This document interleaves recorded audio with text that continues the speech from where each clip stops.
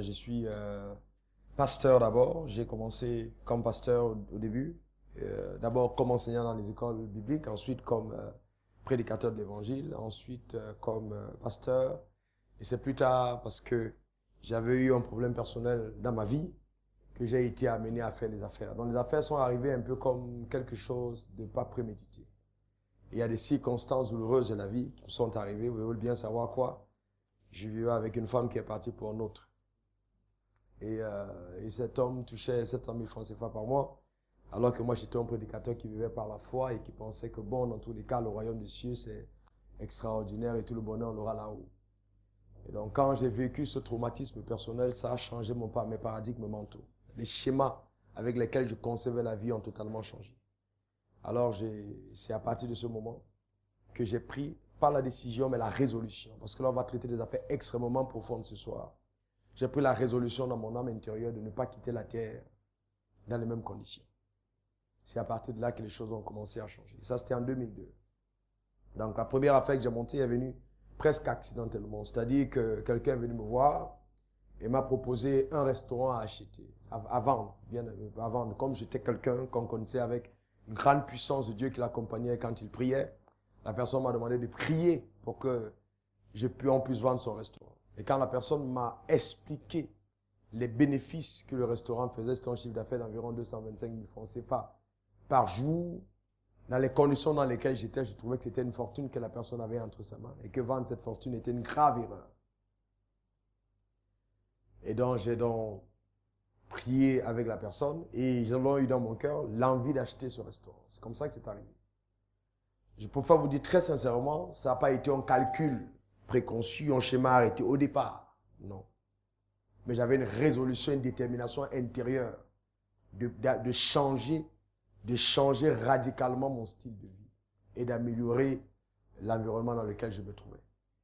Et c'est ainsi donc que je me suis porté candidat pour l'acquisition de ce restaurant.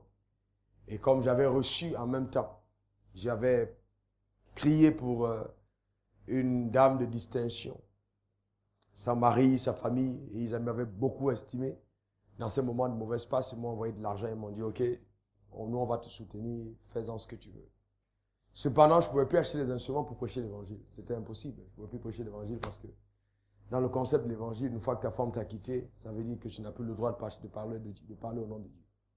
Donc je faisais face à un problème sérieux, un dilemme par rapport à la perception que la société a des traumatismes que les gens peuvent vivre. Et de deux, comment est-ce qu'on rebondit quand on sort d'un traumatisme comme celui-là. C'est ainsi donc que face à l'opportunité, j'ai donc décidé d'acheter ce restaurant et de mettre en application certaines lois que j'enseignais déjà, que je prêchais déjà, mais que je n'avais pas vu se mettre en marche parce que simplement je n'étais pas dans les affaires. C'est ainsi que je suis entré dans les affaires en 2002, précisément en juin 2002. Et en 2007, je comptais activement déjà 1 milliard de francs CFA. En 5 ans. D'accord?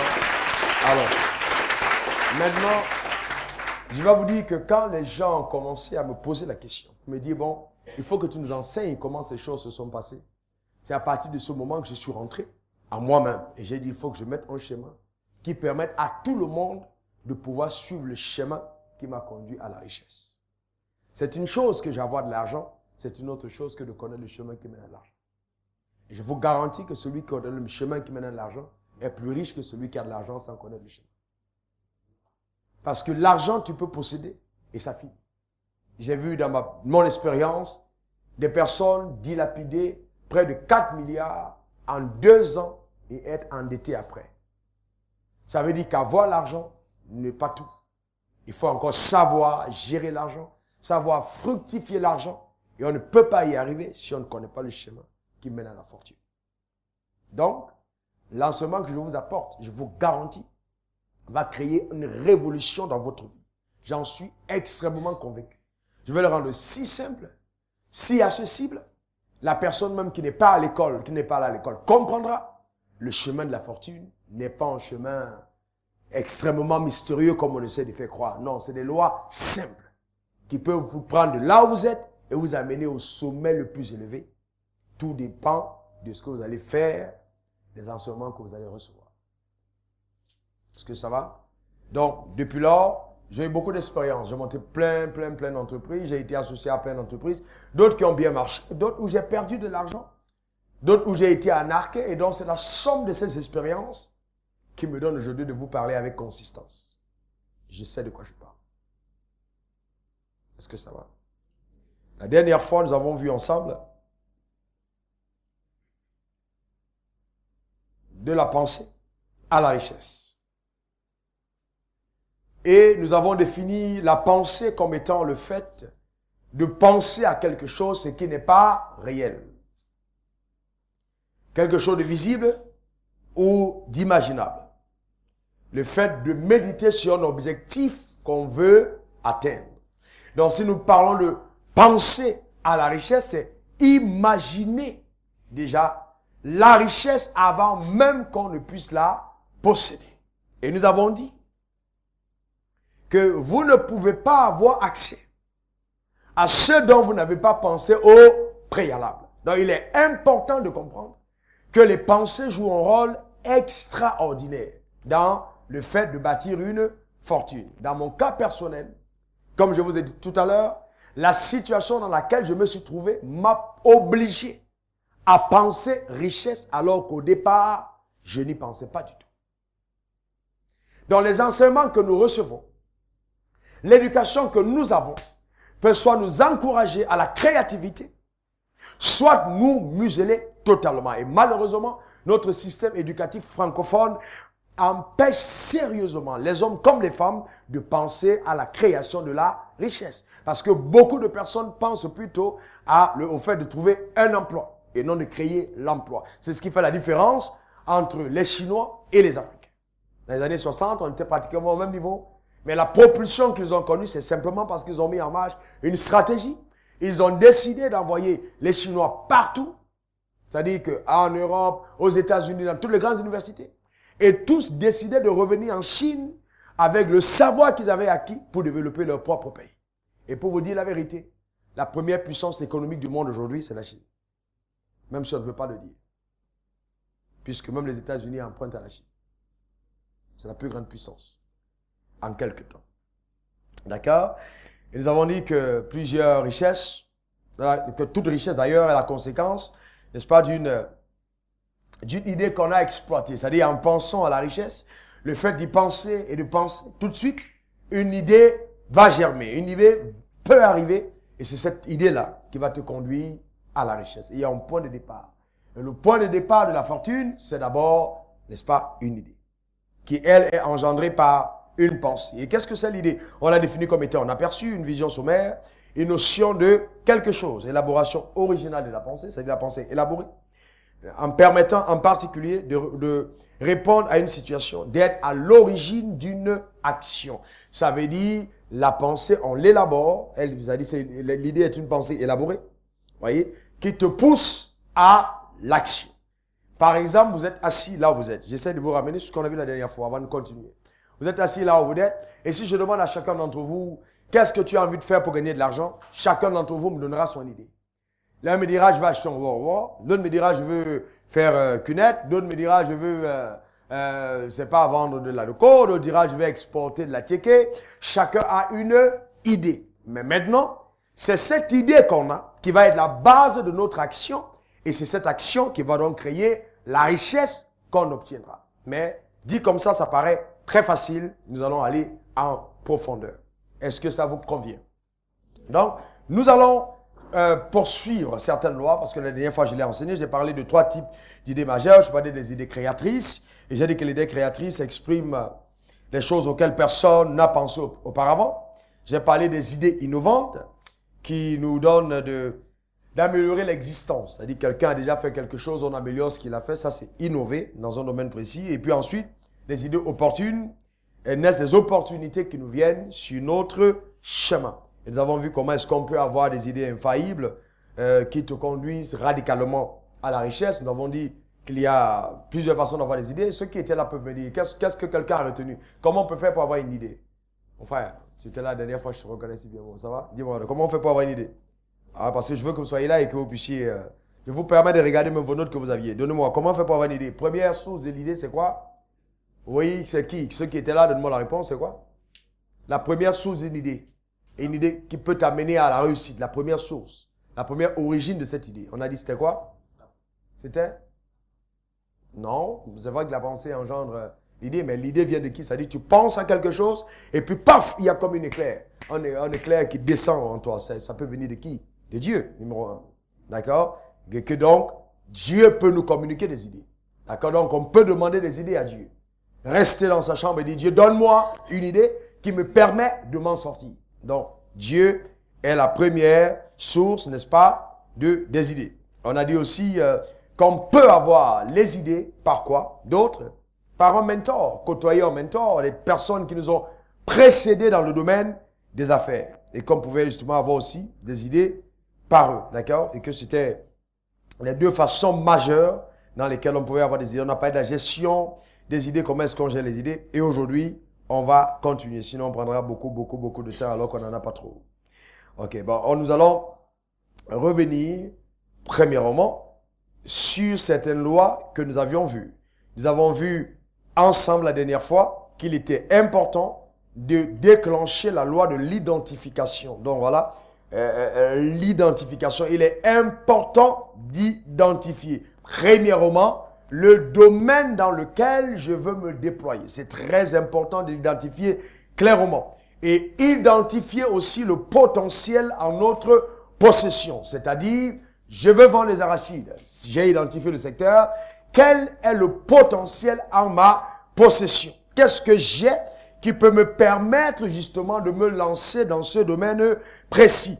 Et l'identification te permet non simplement d'identifier ce que tu as, mais aussi ce que tu n'as pas. Parce qu'il faut justement en être conscient. Il y a des choses qui te manquent. Il faut bien les identifier aussi. Nous avons dit que l'identification va permettre une bonne évaluation de la situation. Nous avons pris l'exemple dans la Bible de cette femme qui avait eu son enfant qui devait être amené en esclavage, ses enfants, et puis elle a crié à un prophète en disant, prophète, j'ai besoin d'aide. Il faut que tu viennes à mon secours. Et quand il est venu, lui a posé la question, qu'est-ce que tu as à la maison? Et nous avons dit que posant cette question, il essayait de faire une seule chose, déclencher dans cette femme la loi de l'identification. Malheureusement, beaucoup d'entre nous n'arrivons pas à identifier ce que nous avons. Pourquoi? Parce que justement, on nous a, phagocyté notre système de pensée. On nous a amené à dévaloriser ce que nous avons. On nous a rendu aveugles sur notre réel potentiel. C'est pourquoi, si on pose la question parmi vous, quels sont ceux qui pensent qu'ils doivent aller aux États-Unis, qui peuvent aller en Belgique, qui doivent aller en France et qu'ils auront des meilleures opportunités là-bas, vous allez vous rendre compte que les Africains, à plus de 75%, pensent que ailleurs c'est meilleur que là où ils se trouvent. Pourquoi? Parce qu'on a biaisé la capacité d'identifier le potentiel réel que nous avons en Afrique. Et j'insiste sur le fait que l'Afrique est le seul continent aujourd'hui où tout le monde reconnaît que l'émergence pour les années à venir, c'est vraiment en Afrique qu'on la verra. On verra ça en Afrique. Je vous garantis, c'est en Afrique. Ok? Donc, les Africains n'ont pas besoin de courir ailleurs, d'aller ailleurs pour la richesse. Notre continent est le seul continent où les poissons meurent de vieillesse dans les eaux. Alors que nous sommes les premiers importateurs de poissons. Est-ce que vous me comprenez? Nous consommons du Coca-Cola, des Fanta et tout ça, alors que nous avons des produits bio et naturels qui peuvent encore être exploités. Et il y a beaucoup de choses qui sont à faire en Afrique. Mais le vrai problème, c'est que les Africains ne pensent pas à identifier les opportunités qui se présentent à eux. D'accord? Il faut identifier. Il faut identifier. J'ai dit la dernière fois qu'il faut comprendre que dans la vie, ceux qui ont réussi n'étaient pas différents de toi. Bill Gates a combien de yeux? 2. Warren Buffett a combien de pieds? 2. Est-ce que vous me comprenez? Dans les hommes ou les femmes qui ont réussi sur la terre sont exactement comme vous. Mais il y a des choses qui ont caractérisé leur âme et qui les ont amenés à la propulsion. Nous allons parler de ça ce soir. Je te garantis que tu vas sortir d'ici ivre, je dis bien, et résolu dans ton âme de passer à un autre niveau. Tu ne peux pas te permettre d'être la même personne en 2015. D'avoir le même revenu en 2015. Il faut que quelque chose se passe en toi ce soir. Dis à ton voisin, en tout cas, je me suis décidé. Ah, ça c'est très important.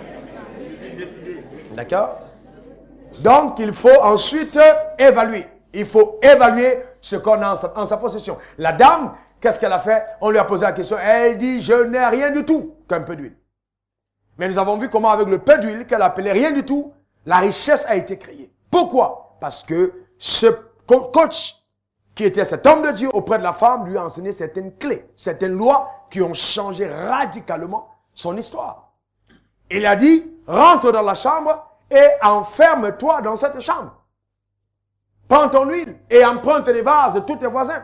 Tu verseras de l'huile dans les vases. Et quand ce sera plein, tu prendras et tu iras vendre. Et nous avons vu que tout ce qu'il essayait de faire, c'était de déclencher des lois par la femme qui allait créer la propulsion dans sa vie et l'amener dans une autre dimension. C'est bon, vous pouvez laisser. Amener dans une autre dimension, ok, de son... Vous pouvez laisser. Dans une autre dimension de son être, ok. J'ai passé le cap, je vais plus revenir dessus. Voilà. Donc nous avons parlé de ça, le coaching. Le coaching était important, on a vu la loi du coaching.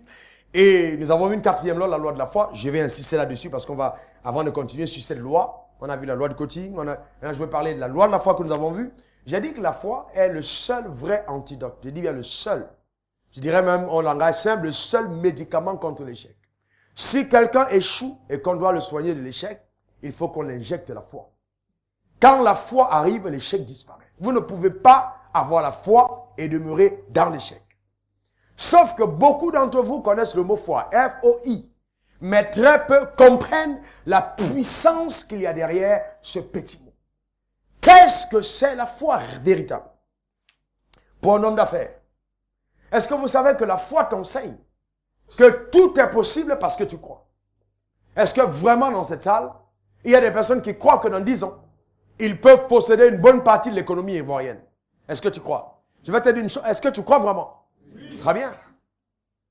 Très bien.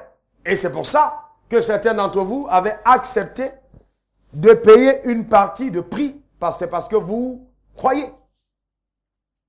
Oui. Il est important d'abord de comprendre que la foi joue un rôle capital. Alors, comment est-ce qu'on déclenche véritablement la loi de la foi? Parce que quand vous avez la foi en vous-même, la foi en votre projet, quand vous avez la foi en Dieu par rapport à ce que vous faites, vous ne pouvez pas rester dans l'échec. C'est pas possible. Mais comment est-ce que cette foi opère véritablement? L'être humain est un être tripartite. 3 dimensions. D'accord? Vous voyez cet homme, il a 3 dimensions.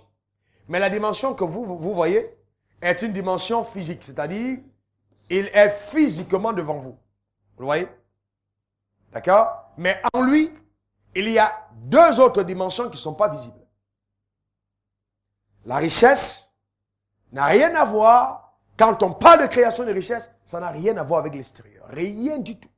Tu peux être blanc, tu peux être noir, tu peux être métis, tu peux être gros, tu peux être mince. Ça ne compte pas du tout. Ce qui compte, ce sont les 2 autres dimensions intérieures que tu ne vois pas. La deuxième dimension de l'homme, c'est son âme. D'accord? Ton âme, à l'intérieur. Là, c'est le, comment je vais dire en mot simple, c'est le moteur, même dans lequel toutes tes pensées, tes décisions, tout ce que tu connais est stocké. C'est comme une boîte noire pour une voiture. À l'intérieur, toutes les données de ton être sont stockées dans ton âme. Si tu as été violé très jeune, tu as été maltraité très jeune, tu as été vécu dans le complexe très jeune, c'est au niveau de ton âme que sont imprimées toutes les données de ton être. C'est pour ça que quand vous rencontrez des gens, vous trouvez des gens courageux, vous trouvez des gens timides, vous trouvez des gens apeurés, vous trouvez des gens frustrés, épanouis. Tout ça, c'est au niveau de l'âme, à l'intérieur de l'homme. Je ne sais pas si vous me comprenez, chacun d'entre vous. D'accord? Et cette partie intérieure qu'on appelle âme peut subir des modifications réelles. Aujourd'hui, avec la science, les gens peuvent changer leur nez, peuvent changer leurs yeux, peuvent changer leurs cheveux et tout ça. Mais au niveau de l'âme, il y a aussi une possibilité de modification intérieure. Tu peux changer totalement le profil de ton âme. Par les informations que tu obtiens, tu peux tout changer à l'intérieur. Est-ce que vous êtes avec moi? D'accord? Donc, quelqu'un, tu restes à une minute, s'il te plaît. Quelqu'un à qui on a dit, tu ne réussiras jamais dans la vie, tu ne seras jamais rien. Les sorciers de ton village vont te faire échouer. C'est au niveau de son âme que sont stockées toutes les informations. Donc, chaque fois qu'il fait face à une affaire, l'âme va communiquer à son être, à sa personne, ces informations par le processus du subconscient ou du conscient. Ça veut dire, ça peut être des informations que tu entends de toi-même, ou alors même tu ne sais même pas, mais il y a quelque chose à l'intérieur de toi qui ne fait que te dire que tu ne réussiras jamais. C'est au niveau de ton âme. Mais tu peux changer, tu peux modifier les informations imprimées dans ton âme. Et la troisième dimension, c'est notre esprit, qui lui est en communion avec le monde des esprits. Je vais plus loin. Vous ne pouvez pas atteindre une certaine dimension de richesse sur la terre tant que vous n'êtes pas allé chercher des alliances avec le monde invisible qui gouverne le visible. Soit vous allez avec le diable, c'est-à-dire vous allez faire des pactes pour atteindre un certain niveau. Je ne parle pas d'avoir un revenu de 1-2 millions par jour, par mois, ça c'est pas de ça que je parle. Je parle de gagner de l'argent comme vous voulez gagner de l'argent.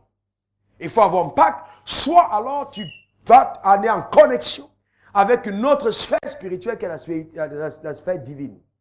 Et il y a deux maîtres qui gouvernent l'univers. Il y a premièrement Dieu, ensuite vous avez le diable. Le diable vient avec ses loges. Certains d'entre vous, il y a des loges dont je expressément taire le nom, qui viennent vous dire, on va vous recruter, si vous êtes là, vous aurez des contacts, vous aurez des relations, on va vous nommer, vous serez ici, vous aurez de l'argent, vous aurez ici, on essaie de vous recruter. En fait, ça vous coopter avec le monde satanique et diabolique. D'accord? Mais les conséquences sont terribles, parce que tu cèdes ton âme à l'influence du monde satanique. Maintenant, tu peux décider en disant, je veux amener mon âme à être en alliance avec le monde divin, avec Dieu le Créateur. Et ça, tu n'as pas besoin d'être dans une église pour faire ça. Tu as besoin d'être dans ta chambre tout seul. Et de dire, Dieu, créateur du ciel et de la terre. Je crois que j'existe parce que tu m'as créé. Tu peux t'asseoir, merci beaucoup. Parce que tu m'as créé, je veux contracter une alliance avec toi et avoir de l'argent sur la terre et servir tes intérêts sur la terre des hommes. Vous permettez que je vous fasse un petit commentaire? Vous savez pourquoi est-ce que les Africains sont comme ils sont? C'est parce qu'ils sont comme ils sont. Voilà, je vais vous détendre un peu. Est-ce que vous pensez que c'est Dieu qui a créé les plantes? Quels sont ceux qui le croient? Vous pensez que Dieu a créé les animaux? Vous pensez vraiment que quand un animal meurt, ça fait quelque chose à Dieu? Ça fait quelque chose à Dieu? Est-ce que vous pensez que quand la forêt est détruite, les arbres sont abattus sauvagement, Dieu a de la peine? Qui croit que Dieu a de la peine? Très bien. Mais est-ce que vous avez déjà vu un Africain se préoccuper de ces choses-là? Vous savez pourquoi? Parce qu'en fait, l'Africain a une seule préoccupation, c'est ce qui va aller dans son ventre. Vous voyez? Et ça, ça change tout. Et ça, c'est pour ça que je veux te poser la question. Quelle est la raison pour laquelle tu veux être riche? Vous allez vous rendre compte que bien que nous disons que les Blancs, ils sont païens, ils ne prient pas, athées et tout, mais vous allez voir un couple blanc quitter, aller au Congo, s'occuper des singes qui sont en voie de disparition, léguer leur fortune pour préserver des perroquets qui sont en train de disparaître, pour rechercher à trouver des médicaments pour soigner les gens qui sont en train de mourir, des chikungunya en Afrique, des trucs comme ça et tout. Mais est-ce que vous avez un jour trouvé un Africain en train de faire une chose pareille? Jamais. Vous savez pourquoi? Parce que l'Africain pense mal. Quand l'Africain veut gagner de l'argent, il ne pense qu'à lui.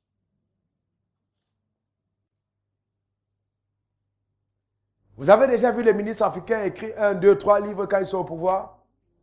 Vous savez pourquoi? Bon, ok. Mais on continue.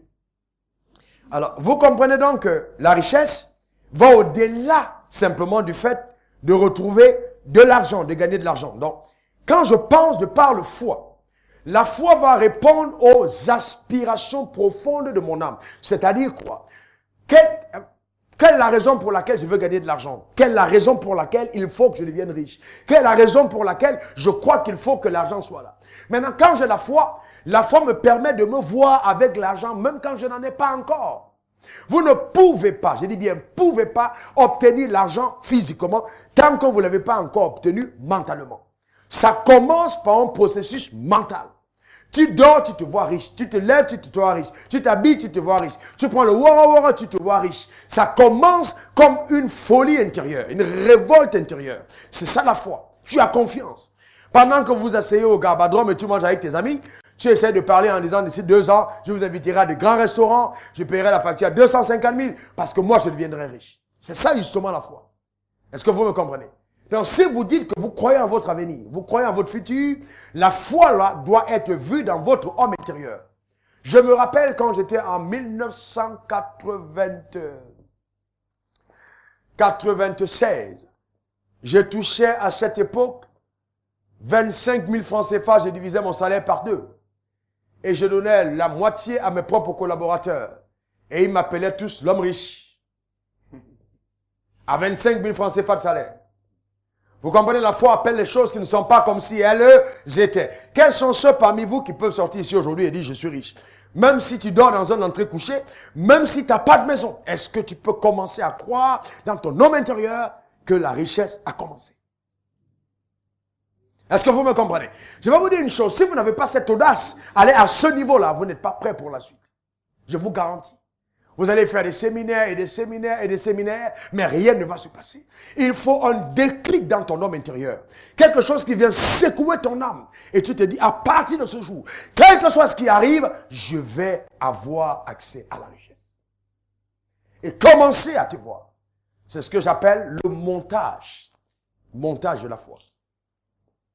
Et quand tu commences à croire véritablement que la richesse arrive, tu vas changer ta façon de t'habiller, tu vas changer ta façon de parler, tu vas changer les personnes que tu côtoies, tu vas changer les lectures que tu fais, tu vas tout changer. Pourquoi? Parce qu'à l'intérieur de toi, tu seras déjà riche tout en n'ayant pas encore l'argent. Donc, la richesse est d'abord un état d'esprit, il faut l'écrire. C'est une mentalité, c'est d'abord un état d'esprit. La richesse est un état d'esprit. Et c'est pour ça que nous parlons de la foi comme étant l'antidote. Ce qui va te sortir totalement d'une mentalité de pauvreté. Donc la richesse est un état d'esprit. Lève ta main droite comme ça vers le ciel, ça a fini d'écrire. Je vous laisse écrire d'abord. Lève ta main droite comme ça et répète après moi. Moi, Raoul Wafo, donne ton nom. Moi, Raoul Wafo. Ce soir à Belle-Côte, je prends l'engagement radical au niveau de mon âme que je vais être riche et immensement riche. Quel que soit ce qui arrive, je déclare que l'Américain, le Français, l'Asiatique n'est pas au-dessus de moi. Nous sommes tous des hommes créés par Dieu. Moi aussi, dans ma génération, j'aurai accès à la richesse à un niveau élevé. Je crois que la faveur de Dieu va m'accompagner. Car sur la terre, je ne suis pas venu accompagner les autres. Je suis venu faire la différence. Mon rêve est possible. Je paierai le prix. Et cela sera visible. Ce soir, c'est le point de départ. Et je ne reviendrai pas en arrière. Quel que soit ce qui arrive, je vais réussir. Vous voyez? C'est très important. Quel que soit ce qui arrive, tu vas réussir. Vous voyez, ça c'est la dynamique de la foi. Est-ce que tu peux le répéter seul chez toi? Le répéter dans le Woro, le répéter dans le Baka, le répéter dans ta voiture, le répéter la nuit avant de dormir. Confesser et déclarer ces paroles, toi seul. Parler à table. Vous comprenez ce que je veux dire? Laissez-moi vous dire quelque chose. S'il n'y a pas une révolte intérieure, je vous garantis qu'il n'y a pas d'ascension. Je vous garantis. Il faut qu'à l'intérieur de vous, voyez, j'ai posé la question. D'autres viennent, je suis en séminaire, ils payent, ils s'en vont. Bien aimé, bien aimé. Il faut une révolte intérieure. À l'intérieur de toi. Ça passe par là. Donc, la foi, c'est la loi de la foi. Ensuite, nous allons parler de la loi de la décision. Il faut se décider. Amen. Est-ce que ça va chacun d'entre nous? Il faut se décider. Il faut se décider. Car la décision est ce qui va fixer le but que tu vas atteindre. On atteint un but en se fixant une décision. Vous êtes venu ici ce soir. Qui vous a conduit, votre tête ou vos pieds? Je vous pose la question. Non, répondez intelligemment. Vous êtes venu ce soir, ici. Qui vous a conduit ici, votre tête ou vos pieds? Mon frère, qui t'a conduit ici? Très bien. Et toi, c'est quoi? C'est ta tête. Quels sont ceux qui sont venus ici par leurs pieds? Toi, ce sont tes pieds qui t'ont conduit. Alors, vous vous rendez compte que... Est-ce que vous avez déjà vu les pieds aller en arrière? Alors que la tête va en avant. D'accord? Mais en fait, qui fait le pas? C'est le pied. Mais qui ordonne le pas? C'est la tête. Donc, c'est la tête qui décide l'action du pied. C'est la même chose pour la richesse. C'est la même chose. Est-ce que c'est la même chose. C'est la même chose. Vous ne faites pas un pas vers la fortune tant que votre tête n'a pas décidé. C'est la même chose. Donc, vous fixez le but à atteindre. Vous avez un but clairement établi. D'accord? Et cette décision doit être fondée sur le fait, personnellement, je serai riche. Et puis, ajouter la raison pour laquelle vous devez être riche. Il faut savoir pourquoi. Pour être différemment riche. Ok? Alors, maintenant, je vous donne, là, on va maintenant en eau profonde. On va en eau profonde. 5 choses à faire avant d'agir.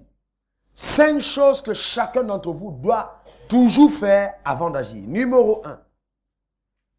Déterminer l'alliance sur laquelle je me tiens pour agir. D'accord? L'alliance. En politique, on dira toujours, quand on te voit, on dit, qui est ton mentor? Qui est avec toi? Quels sont ceux qui sont derrière toi? Avant d'agir, tu dois déterminer qui te soutient derrière. C'est ça que je parle d'alliance. Qui est derrière toi? D'accord? C'est très important. Quelqu'un me dira, moi je connais personne. Alors je vais te dire, je vais t'inviter vers quelqu'un qui va te recevoir sans tenir compte de là où tu viens. Tu peux aller chercher à faire une alliance avec Dieu. Il te soutiendra sans te demander quoi que ce soit. Et il faut savoir qui est derrière toi. Première chose. Le monde des affaires est un monde cruel. C'est un monde de guerre. Et si vous ne vous amusez à être seul, vous pouvez laisser votre vie dans le monde des affaires. Je ne peux pas vous dire combien de fois j'ai risqué ma vie tangiblement 2 fois dans le monde des affaires. La première fois, c'était un envoûtement mystique. On a pris une tête de chèvre, on est allé mettre dans un tombeau, on a enfermé, on a mis mon nom dedans et j'étais en train d'étouffer dans ma chambre. Heureusement que je suis un homme de Dieu et que je connais le monde spirituel.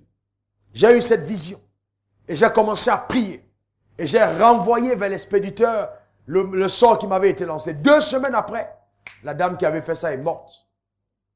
Assise comme ça, paf, elle est décédée. Pourquoi? Il y a eu le choc en retour. Si je n'étais pas blindé, j'étais un homme parti. Je connais un autre homme qui a gagné une affaire, il était en affaire avec quelqu'un, et il a gagné le procès parce qu'on lui a vendu une propriété et puis on a voulu reprendre.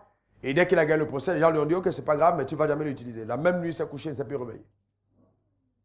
Donc, il faut savoir qui est avec toi. Si toi en Afrique, ou dans chaque coin de rue, on a un sorcier. Il faut savoir où tu te tiens. D'accord? Si c'est les fétiches qu'on t'a donné d'aller jeter canaries au bord de la route, ah, ça c'est ton histoire. D'accord? Il faut savoir que dans ce monde-là, la puissance se surpasse. D'accord? Il faut savoir qui est derrière toi. C'est très important. Moi, j'ai un allié invisible. Avec moi, un allié invisible. Partout où je mets les pieds, personne ne peut rien me faire. Même tous les féticheurs de la terre réunis ne peuvent rien contre moi. Je dors tranquille. Aucune flèche mystique ne m'atteint. Pourquoi? Je sais où je me tiens. Avant d'agir dans le monde des affaires, il faut savoir qui est ton allié. Et un jour, mon allié invisible, parce que j'ai un allié invisible. Quand je marche dans la rue, souvent on pensait que je suis avec quelqu'un. Je peux parler seul, il est juste à côté de moi. Je suis escorté tout le temps que je marche. Pas simplement avec des hommes armés physiques, mais escorté des gens invisibles qui marchent à mes côtés. Est-ce que vous me comprenez? Je suis en train de vous parler des choses profondes. Il ne faut pas qu'à la prochaine fête de Noël, qu'on mette ton nom sur la liste de ce que les sorciers vont manger la nuit. Dis à ton voisin, ça ne m'arrivera pas. Ça, c'est pas pour moi. Amen. Voilà. C'est très important. Il faut savoir où tu te tiens, d'accord? C'est important. La deuxième fois, on a envoyé des gens physiques. Des gendarmes venus me prendre. C'était une affaire de café cacao. Me prendre, m'a levé au bureau pour aller m'assassiner à la forêt du Banco. Mais sur le chemin, mon allié invisible a intervenu. Les gendarmes ont voulu maintenant s'entretuer entre eux et ils m'ont laissé. Pourquoi? À cause de mon allié invisible. Et un jour, mon allié invisible m'a dit, mon fils, je veux que tu saches une chose. Apprends à découvrir tes limites. Et apprends à connaître mon infaillible fidélité. Tu vas réussir dans tout ce que tu fais. Je reprends et dis, découvre tes limites et connais mon infaillible fidélité. Tu vas réussir dans tout ce que tu fais. Donc, la deuxième chose à faire, c'est d'apprendre à découvrir ses limites. Ne vous trompez pas, vous avez des limites. D'accord? Ces faiblesses, identifiez-les. Tes limites, là où tu es limité, là où tu es faible, identifie clairement tes faiblesses. Il faut identifier. D'accord? Est-ce que vous me comprenez? Il faut les identifier clairement. Est-ce que c'est l'éducation? Est-ce que c'est la connaissance du business? Parce que vous pouvez être appelé à faire une affaire, mais vous ne savez même pas exactement ce qui se passe là-dedans. Vous pouvez avoir une idée. Par exemple, pour exporter l'anacate, mais vous ne connaissez pas ce que c'est que le secteur. Reconnaissez que c'est une faiblesse de ne pas connaître le secteur dans lequel on va agir. Et écoutez-moi bien, vous pouvez ne pas connaître un secteur, mais faire fortune dans ce secteur. Est-ce que vous me comprenez? Je vais vous expliquer comment. Donc, connaître ses faiblesses, ça peut être la locution. Tu peux être quelqu'un qui ne parle pas bien français, tu parles que baoulé, tu parles kani, tu parles mal français. Tu es dans un environnement où les gens parlent français, c'est un handicap. Comment est-ce que tu le suis moins dans les affaires? Ça, c'est très important. Tu apprends au niveau d'éducation. Et peut-être même tu ne sais pas convaincre. Tu ne sais pas convaincre. Moi, j'ai vu des gens avec des grands projets. Je connais un monsieur avec des grands projets, mais qui n'a jamais pu vendre des projets. Donc, je lui ai dit la dernière fois, ce qu'on va faire, tu vas prendre tes projets et nous allons changer celui qui va les vendre. On va trouver quelqu'un qui a l'art d'être un bon marketiste. Parce que tu as des très bons projets, mais tu les vends mal. Même quand toi-même on te voit, on ne peut pas croire que tu peux avoir des projets pareils. Tes projets sont plus grands que ta personne, à l'apparence. Donc, il faut qu'on confie à quelqu'un qui peut bien vendre. Vous voyez? Identifier, justement, ses faiblesses. Troisième chose à faire, c'est de travailler fortement ses faiblesses. C'est-à-dire, il faut travailler. Si j'ai des faiblesses, je travaille. Et si je ne peux pas travailler, je trouve maintenant comment pallier. D'accord? Parce que nous parlons de l'idée qui doit être active. Qui doit nous conduire à la richesse. Comment je fais maintenant pour combler mes lacunes? C'est là où doivent intervenir souvent certaines associations. Certaines connexions. Deux valent mieux qu'un. Si tu es seul, tu peux aller vite. Mais quand vous êtes nombreux, vous allez plus loin. Donc nous sommes dans un monde où il est important d'être connecté, de s'interconnecter. Mais maintenant, je vais vous donner les critères. Plus tard, dans cet enseignement, comment on choisit un bon partenaire. Comment on se connecte aux gens. Ça, c'est très important. La connexion est importante. Un jour, un gars est venu me voir, il y a 3 jours, il est venu me voir, il m'a dit, il y a un Américain qui arrive en Côte d'Ivoire, il a plein d'argent, mais il ne sait pas dans quel secteur investir. Il a plein d'argent. Alors qu'ici, il y a des gens qui ont plein d'idées. Il y a des gens qui ont plein d'argent. D'autres ont plein d'idées. Mais si celui qui a des idées rencontre celui qui a de l'argent, ça peut faire de bonnes choses. D'accord? Donc, il faut travailler sur ses faiblesses. Très important.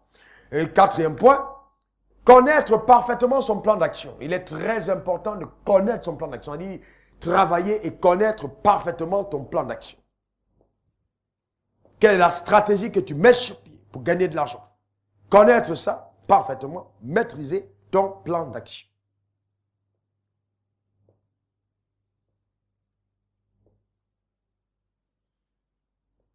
Et puis, 5e point, s'appuyer sur le surnaturel. La première fois, j'ai dit d'avoir une alliance. Le 5e point, j'ai dit maintenant, s'appuyer sur cette alliance. Donc, sur le surnaturel. Pourquoi? Parce que quand vous appuyez sur le surnaturel, vous avez ce que vous faites, vous maîtrisez des facteurs invisibles, des facteurs qui ne sont pas matériels, c'est-à-dire immatériels, et ça va générer en vous la paix intérieure, voyez, qui est très indispensable pour pouvoir être très productif. D'accord? Ne pas tout le temps avoir peur, par exemple, parce que quand vous appuyez sur l'invisible, vous n'avez pas peur. Si vous savez, si on vous dit qu'à votre porte, Dieu est là, vous n'avez plus peur. Est-ce que vous me comprenez? Vous n'êtes pas intimidé non plus. D'accord? C'est très, très important de vous appuyer maintenant dessus. OK? Et maintenant, 5 choses qui vont paralyser vos actions. On a pris 5 choses qu'il faut faire. Alors, 5 choses qui paralysent l'action, qui empêchent d'agir. Premièrement, l'indécision. Vous êtes indécis. Indécis. D'accord? J'ai dit indécision. Ça paralyse l'action. Vous êtes indécis. Vous avez 3 affaires à faire, mais vous ne savez plus par où commencer. Vous voulez commencer par le nord, ensuite commencer par le sud. Vous voulez commencer par la Tchéquée, ensuite vous dites non, il faut que je commence par exemple, vendre le poisson. Vous êtes indécis. L'indécision paralyse l'action. Il faut se décider. D'accord? Est-ce que ça va pour chacun d'entre nous? Il faut se décider. Ensuite, la peur d'échouer. La peur d'échouer. Beaucoup d'entre vous ici avaient peur d'échouer. Vous avez votre argent, vous dites, et si ça ne marche pas? N'oubliez jamais que si vous ne prenez pas de risque, vous n'avez pas de gain. On ne peut pas gagner sans risquer. Est-ce que ça va? Donc, les affaires, c'est risqué. Vous ne pouvez pas gagner sans risquer. Il faut donc ne pas avoir peur d'échouer. Et toutes les grandes réussites ont un passé d'échec. Ça, vous ne pouvez pas voir quelqu'un qui vous dit j'ai réussi s'il n'a pas échoué au départ. Ou quelque part. D'accord? On passe tous par là. Donc, n'ayez pas peur. La troisième chose qui peut paralyser l'action. Regardez au mauvais exemple. Il y a des personnes qui regardent au mauvais exemple. Ok, ouais, d'accord.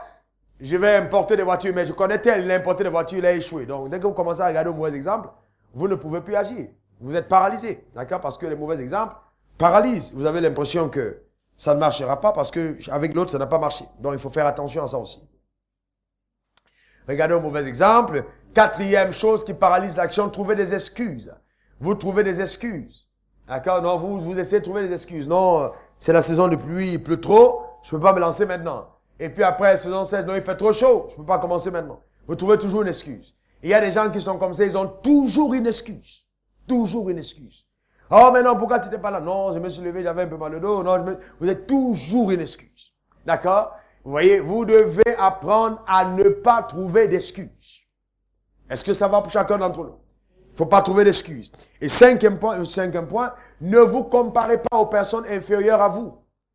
Quand vous comparez aux personnes inférieures à vous, vous êtes paralysé dans votre action. Ne vous comparez pas aux gens inférieurs. Ça paralyse et muselle votre action. Est-ce que ça va? Ça va pour chacun d'entre nous? Très bien. Donc, ça c'est la première partie. Est-ce qu'on peut continuer maintenant? Voilà, très bien. Bon, on prend notre deuxième enseignement. Ça va, vous pensez que ça vous apporte quelque chose? Alors, je vais parler maintenant en 7e loi, après c'est de l'action. Je vais parler de la loi de la persévérance. Et c'est là où ça va guérir certaines personnes parmi nous dans notre homme intérieur. La loi de la persévérance. Persévérer. Vous savez, la décision fixe le but à atteindre. Mais c'est la persévérance qui atteint le but. La décision fixe le but à atteindre.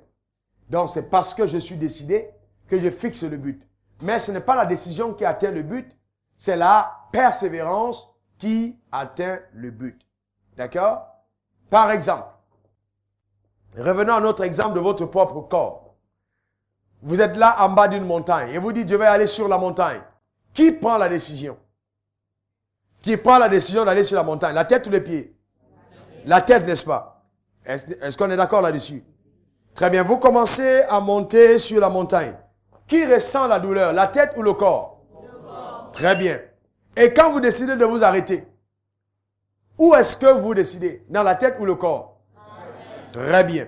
Donc la tête ne doit pas simplement se dire que je me suis décidé, mais elle doit aller plus loin, elle doit persévérer pour pousser le corps à atteindre l'objectif. Donc, la décision fixe le but, ok, à atteindre, mais la détermination aide à atteindre le but, pour simplifier. D'accord? Donc, il y a la persévérance. Et vous savez que la persévérance engage votre volonté personnelle, la volonté personnelle. Le vrai problème, bien aimé, le vrai problème, c'est que beaucoup d'entre vous n'avez pas la volonté. Vous n'avez vraiment pas la volonté. Votre volonté est vacillante. Vous voulez la chose lundi Et puis mardi, vous voulez autre chose. Et puis après, vous voulez encore en janvier. Après, vous allez en mars. Non, non, non, non, non. Vous prenez une décision aujourd'hui. Là, on est en janvier, en février. Non, non, non, c'est clair. Je veux gagner de l'argent. Je veux me lancer. Mais après, certains d'entre vous, on va vous rencontrer quelque part, peut-être à Sokosé. Ah, comment tu vas, mon frère? Qu'en est-il? Oh, tu sais, vraiment, finalement, j'ai changé d'avis. Je suis. Voilà. Pourquoi? Parce qu'on n'est pas persévérant. D'accord? C'est très important d'être persévérant. Donc, il s'engage ta volonté. Il faut être quelqu'un d'extrêmement volontaire. D'accord? Et ça te pousse justement dans le couloir de l'action, même face aux moments difficiles. Parce que vous devez comprendre que le monde des affaires est un monde vraiment un monde difficile. Il faut que vous le sachiez. C'est difficile. On ne gagne pas l'argent facilement. Sinon, tout le monde serait multimilliardaire. On ne gagne pas l'argent facilement. D'accord? Et l'argent même n'aime pas aller chez des gens qui ne sont pas persévérants. C'est comme si avant que l'argent arrive chez toi, l'argent te teste pour voir si toi-même tu mérites l'avoir. Donc, il faut être persévérant. Les hommes qui ont gagné de l'argent sont tous passés par des coups terribles. Ils ont eu tous de grandes opportunités de se décourager. Mais ils ont été persévérants. La persévérance. D'accord? La persévérance. Donc, cette capacité d'endurer, même quand les choses vont mal. D'accord? Et qu'est-ce qui va déclencher en toi? Qu'est-ce qui va déclencher en toi vraiment l'envie de persévérer? Premièrement, il y a la haine de la pauvreté. Vous ne pouvez pas persévérer sur le chemin de la richesse si vous aimez la pauvreté. Celui qui aime la pauvreté ne persévère pas pour gagner de l'argent. N'oubliez pas, bien-aimé, quelque chose pour vous aider. Celui qui n'a rien n'est rien. Donc, si tu as envie de quitter la terre en n'étant rien, alors ne fais rien. Mais, une fois que vous avez accès à la richesse, votre identité change. Le respect que les gens vous accordent change. Votre dignité change. Votre rayonnement change. Votre épanouissement change. Et vous changez les choses autour de vous. Vous n'avez pas envie de ça? D'améliorer le style de vie de vos parents, de vos amis, d'être en bénédiction à vos pasteurs, d'aider à construire des hôpitaux. Vous n'avez pas besoin de ça? Vous ne trouvez pas ça noble de quitter la terre en laissant une trace visible, une marque palpable de votre passage? Non, mais alors, si vous avez envie d'y arriver, il faut faire quelque chose. C'est ça la persévérance. Ah non, tu sais pas, Rolofo, tu sais pas ce que moi j'ai enduré. Moi, vraiment, non, je suis passé par des choses incroyables, donc vraiment, à cause de ça, vraiment, les affaires, ça m'intéresse plus. Bon, écoute. Non. Même Dieu, ton créateur, est passé par des choses terribles. Il n'y a personne dans cet univers qui n'a pas connu de problèmes. Mais il faut persévérer. D'accord? Et ensuite, il faut aussi, pour persévérer, il faut avoir un désir profond d'atteindre tes objectifs personnels. Un désir profond. Vraiment, j'ai dit un désir profond. J'ai dit très profond d'atteindre tes objectifs personnels et passer à un autre niveau dans ta vie. J'ai toujours désiré profondément. Désiré très profondément. Être une bénédiction pour les gens autour de moi. J'ai rêvé pendant de multiples années. Être à même de dire, ok, je signe un chèque, 100 millions pour dire, on va faire ci pour les pauvres. On va faire ça pour l'église. Ça a toujours été dans mon cœur. Acheter une voiture pour donner à quelqu'un. J'ai rêvé de ces objectifs pendant longtemps. Et je disais toujours à mon Dieu, si tu me donnes de l'argent, voici ce que je vais faire. Voici ce que j'ai envie de faire. Est-ce que ça va? Donc, la satisfaction qu'on a de la vie, c'est atteindre les objectifs qu'on s'est fixés. C'est un état jouissif incroyable. Ça produit un bonheur incommensurable. Réussir à atteindre ses objectifs secrets. D'accord? Ça devient justement le sens de notre vision. Pourquoi est-ce que je veux faire tout ce que je fais? Combien parmi vous portent 2 paires de chaussures en même temps? Combien portent 2 chemises en même temps? Ou 2 costumes en même temps? Vous ne pouvez pas seulement chercher à gagner de l'argent juste pour vous habiller. Même si vous avez 10 maisons, combien de maisons vous dormez en même temps? Une seule. Donc les objectifs personnels doivent être vraiment remis de côté, il y a d'autres objectifs plus nobles qui doivent pousser votre état de persévérance. Et quand vous avez des objectifs comme ceux-là, même le ciel est avec vous. Il faut bien qu'on ait des personnes qui se lèvent et qui disent « Je vais faire la différence dans ma société. Je vais marquer ma génération. Je vais laisser un impact. » Et je vais vous dire quelque chose. Je me lève le matin, je me regarde dans le miroir et je dis « Raoul Wafo, tu es un bonheur ambulant dans ta génération. » Je me parle à moi-même. Tu ne vas pas abandonner. Quels que soient les obstacles, tu continueras toujours de foncer. Tu es plus que vainqueur. Ceux qui en veulent à toi vont tomber à ta place. Il faut être persévérant dans l'âme. Parce que les gens auront tendance et les circonstances à te décourager. Vous savez, quand j'ai commencé les affaires, après le restaurant, j'ai eu plein d'autres activités qui sont venues. Je fais le café cacao. Après le café cacao, je me suis lancé dans la production artistique. Et à la production artistique, j'ai perdu de l'argent. Ok, j'ai été en contact des gens qui m'ont doublé. Mais c'était pas si grave que ça. J'ai perdu après de l'argent dans les maisons de placement. Beaucoup d'argent. Au point où j'ai vendu ma propre voiture. Ma femme a vendu sa voiture. À cause des dettes qu'il fallait régler. J'étais à pied. Je prenais le Warren. Authentique histoire. Mais ça n'a pas changé ma ténacité.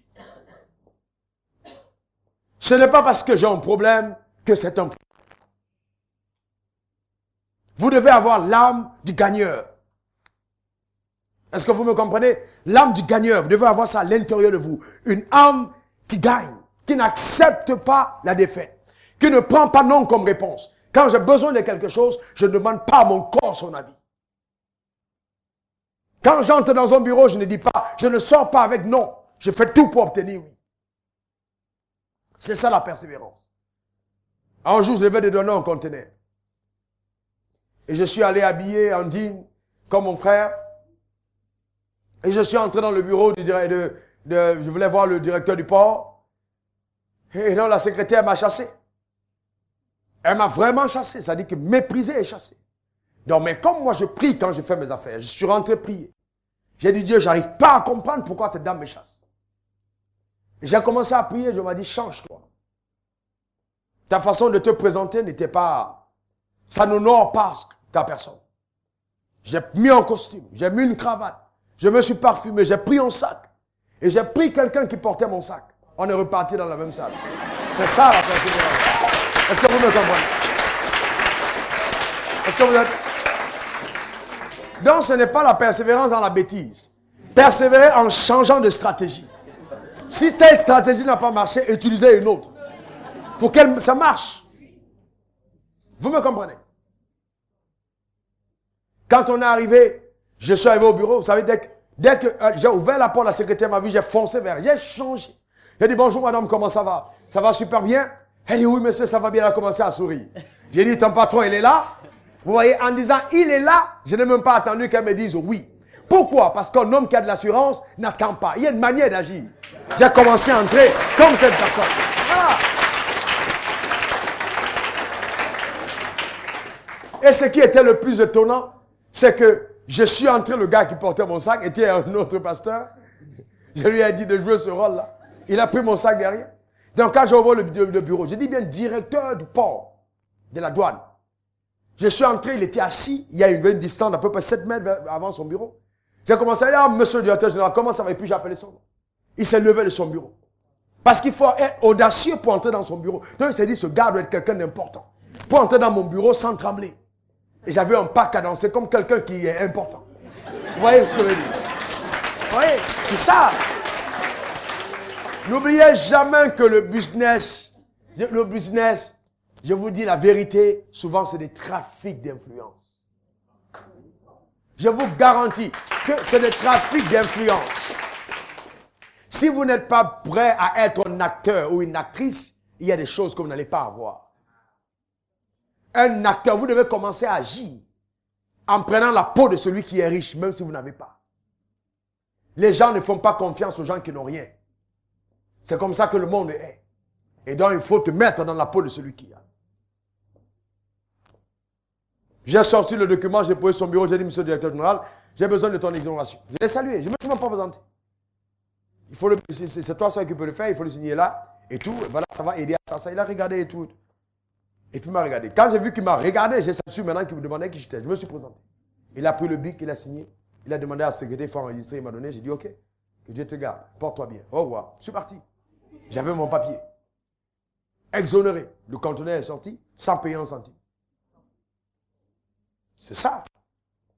Une autre fois, j'ai eu une taxation d'office où on a mis près de 87 millions pour taxer, où on ne devait même pas payer 200 000. Les gens voulaient casser. Donc j'ai dit, ok. Quand les gens qui géraient l'affaire n'ont pas pu, j'ai dit, donnez-moi le dossier. Je suis allé la première fois, la femme m'a chassé. Deuxième fois, elle a dit, chassé authentique, ici en Côte d'Ivoire. Troisième fois, chassé.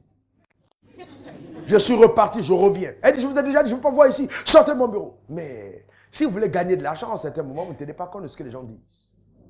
Ça, c'est ça.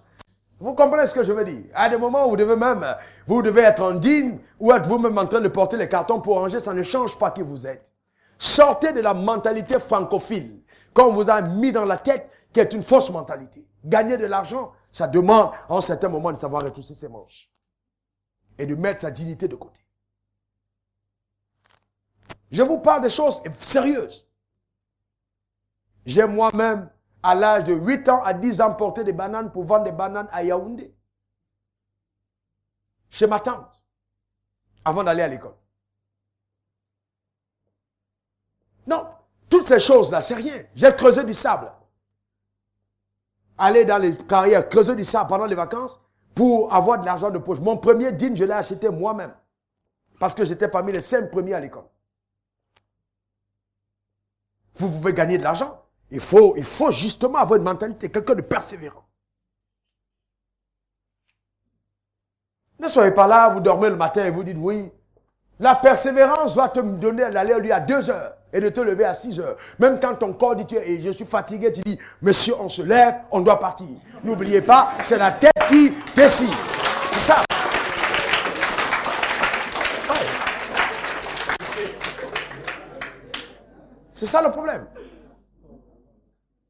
Ce qui manque à beaucoup d'entre nous, c'est la persévérance. C'est la persévérance. C'est possible de gagner de l'argent. Pour terminer l'histoire que je vous raconte avec la dame, si je vous raconte ça, c'est incroyable. La porte qui semblait la plus fermée. Pour terminer cette histoire, mais finalement, la dame m'a acheté mon billet d'avion business class pour m'envoyer en France. Parce qu'on autre jour, pendant que je suis entré dans son bureau, il y avait quelqu'un qui entrait. Et puis après, la personne a dit, mais révérend, c'est toi. Il m'a dit, c'est pas possible. Vous êtes un révérend? Oui. Elle dit, je comprends. Quand vous entrez ici, il y a une lumière qui entre. C'est pour ça que je vous chasse tout le temps. Donc, elle ne me chassait pas parce qu'elle était dérangée par ma lumière. Elle m'a dit, j'ai un problème, il y a des gens qui me doivent l'argent, ils ne veulent pas payer. Est-ce que vous pouvez prier pour ça? J'ai dit, madame, c'est ça, c'est facile. Donnez-moi votre main, on va prier. Le même soir, la personne qui devait de l'argent, c'était des centaines de millions, on l'a appelé. On a payé sa dette le même soir. Imaginez la suite. Le problème a été résolu. La persévérance. Vous comprenez? Je vois certains d'entre vous aller au marché, vous allez acheter une chemise, on dit non, c'est 8500. Et puis vous dites, ok, je prends, non, un homme d'affaires discute. Voilà, un homme d'affaires discute. Ouais. Vous me comprenez? Oui. Non, moi je vais payer à 6 000. Ok, vous ne pouvez pas venir payer une chemise et puis vous dites, vous êtes avec votre camarade. Oh, c'est joli, hein? Oh, vraiment, j'aime beaucoup, c'est joli. Vous êtes mort. Vous ne pouvez pas. Parce qu'une fois que vous dites c'est joli, la psychologie du vendeur, c'est qui sait que ça te plaît. Vous devez faire semblant.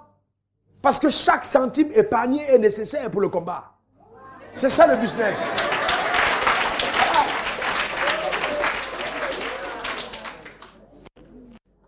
Vous voyez? Donc c'est important. Vous voyez, c'est très important. Dans la persévérance. C'est un désir profond. Donc, il y a des attitudes qu'on doit avoir, on en parlera tout à l'heure. Mais voilà, maintenant, comment réagir quand les vents sont contraires? Parce que le vrai problème, c'est que dès que vous vous lancez dans les affaires, vous avez l'impression que les vents sont contraires. Tout va se tourner vers vous pour vous empêcher de gagner de l'argent. Comment faire pour surmonter les tempêtes? Quand les vents sont contraires, vous avez une idée. Vous voulez la déployer, mais tout est contraire autour de vous. Comment vous continuez?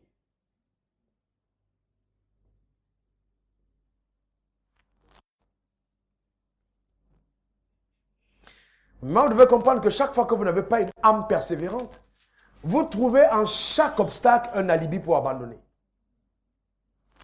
Quand votre âme n'est pas persévérante, tu as dit, oh non, je suis parti là-bas, non, le monsieur, il a commencé à me demander mon numéro de téléphone, vraiment les affaires là, je vais laisser tomber. Mon ami, ma femme, ma soeur, si tu veux gagner de l'argent, il faut savoir que les hommes, à des moments, vont te demander ton numéro de téléphone. Voilà, ça c'est clair. Et qu'à des moments, ils vont mettre le papier de côté pour te dire, on va signer, mais on fait comment? Dis non, je te donne 200 000. Il dit non, non, non, non, c'est toi-même que je veux. Il faut être prêt à faire face à ça. Ça ne doit pas te décourager pour autant. Est-ce que vous me comprenez? Tu dois être prêt à surmonter ça. Ce n'est pas ça qui est un obstacle, ce n'est pas un problème. Tu peux surmonter ça. Tu peux ne pas donner ton corps et obtenir le papier parce que même si la personne dit je ne donne pas, il peut finir par donner. Il faut avoir, c'est ça la dignité qu'il faut avoir. D'accord? Ne prenez pas ces choses comme un problème. Ce n'est pas un grand problème. Pas du tout. On peut le surmonter. Il y a des enfants de Dieu qui disent, oh non, pour obtenir un marché, on est toujours obligé de corrompre. Non, c'est pour ça que je n'ai pas envie de faire les affaires, bien aimé. C'est pas, moi, ça m'étonne. Ça m'étonne. Vous pensez que l'argent est facile? Si l'argent était facile, montrez-moi où on le ramasse. Nous, on va aller ramasser. Hein? Il y a des difficultés. Rien n'est facile dans la vie. Même le voleur, pour voler chez toi, ce n'est pas facile. Même le voleur, il doit calculer là où tu dors. Et il doit si se trompe, il y a peut-être quelqu'un qui est encore éveillé. Donc il fait les calculs sur sa montre à cette heure-ci, regarder les lampes, regarder si, par où on passe, casser, risquer sa vie, entrer, prendre, voler, sortir. Non, c'est pas facile. Est-ce que ça va? Même la prostituée. Même si vous dites, non, elle a choisi le métier facile. Vous pensez que c'est facile pour une femme d'être au bord de la rue à 2 h du matin seule?